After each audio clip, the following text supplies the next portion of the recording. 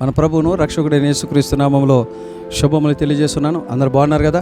మరొకసారి ఈ ఆదరణ గడియ అనేటువంటి ఈ దైవ కార్యక్రమం ద్వారా మరొకసారి మిమ్మల్ని, మీ కుటుంబాన్ని దర్శించడానికి దేవుడు నాకు ఇచ్చిన కృపను బట్టి ఆ దేవదేవునికి ముందుకు వందనాలు చెల్లిస్తున్నాను. మిమ్మల్ని అందరినీ దేవుడు సమృద్ధిగా ఆయురారోగ్యాలతో దేవుడు దీవించునుగాక. మంచిది, దేవుని యొక్క వాక్యం ఉందాం రండి. ఈరోజు దేవుడు మనతో మాట్లాడుకున్న అంశం ఏంటంటే, దేవుడు నన్ను ప్రేరేపించిన మాట ఏంటంటే జాగ్రత్తగా ఉండుడి. మార్కు సువార్త 13వ అధ్యాయం 23వ వచనం ఉన్నటువంటి మాట, మీరు జాగ్రత్తగా ఉండుడి, ఇదిగో సమస్తమును మీతో ముందుగా చెప్పి ఉన్నాను. దేవుడికి మహిమ కలుగునుగాక. ఈ రోజున దేవుని బిడ్డలు గమనించండి.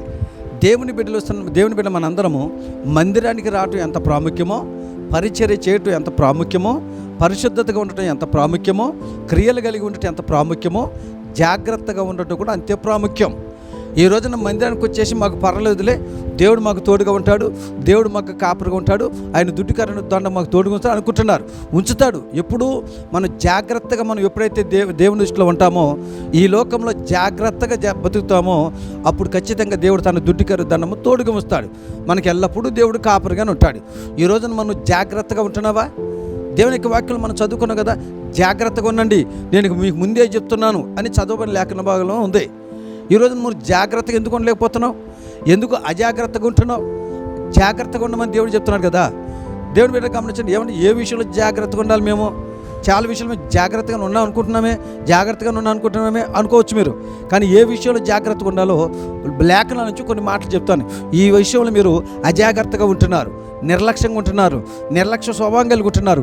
అది మంచిది కాదని మనము ఆత్మీయ జీవితంలో ఈ విషయంలో జాగ్రత్తగా ఉండాలి. ఏ విషయంలో జాగ్రత్తగా ఉండాలి? ఒకటి, పరిశుద్ధ గ్రంథం నుంచి యోబు గ్రంథం 36వ అధ్యాయం 18 వచ్చిన మాట ప్రకారం, నీ కోపము విషయంలో జాగ్రత్తగా ఉండాలి. ఈ రోజున చాలామందికి కోపం ఉందండి. కోపం లేని వాళ్ళు ఎవరూ లేరు. దేవునికి వాక్యం చెప్పబడుతుంది, కోపం విషయంలో జాగ్రత్త పడు. ప్రతి విషయానికి, చిన్నదానికి పెద్దదానికి కోపపడటం మానేయాలి. కోపము మంచిది కాదు. కోపం వల్ల ఎన్నో అనార్థాలు వస్తాయి. దేవుని లేఖనాలు చెప్పబడుతున్నాయి.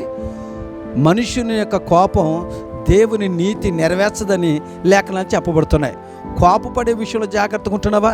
చిన్నదానికి పెద్దదానికి, సంఘం మీద, సంఘంలోని పిల్లల మీద, సేవకుడి మీద, స్నేహితుల మీద కోపపడుతున్నావా?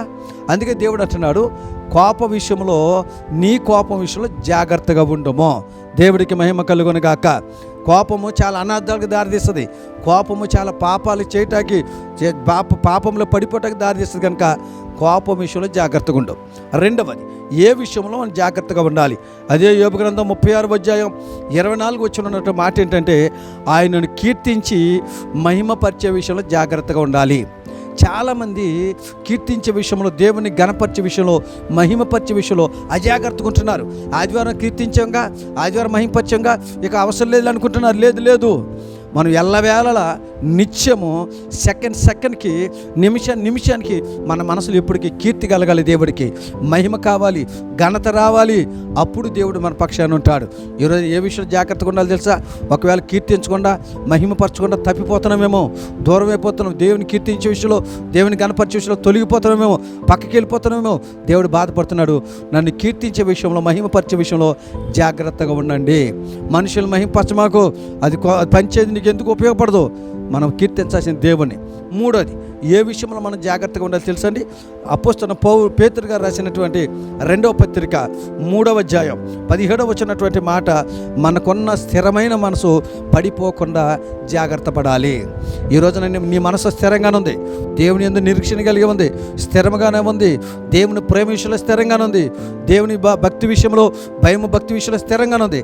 కానీ అది పడిపోకుండా నువ్వు జాగ్రత్తగా పడాలి. జాగ్రత్తగా చూసుకో.